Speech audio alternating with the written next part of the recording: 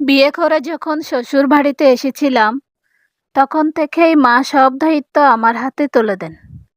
আমার শাশুড়ির রান্নাঘরটা ছিল একদম গোছানো, সুন্দর সুন্দর জিনিসে ভর্তি পুরো ঘর। এই ঘর এখন পুরোপুরি আমার দায়িত্বে। মা এখন আর রান্নাঘরে খুব একটা আসেন না, তবে মাঝে মাঝে এসে আমাকে সাহায্য করেন।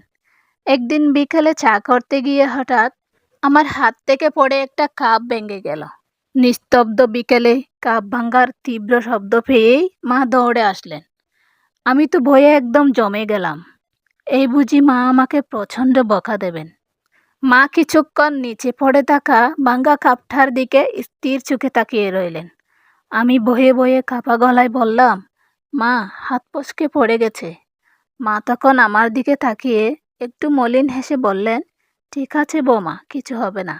এই বলে তিনি ধীর পায়ে চলে গেলেন।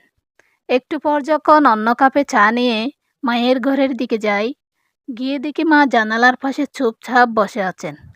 তার চোখে জল। চিরকাল দেখা আসা গম্ভীর দায়িত্বশীল এই মানুষটির এমন দুর্বল রূপ আমি কখনো দেখিনি।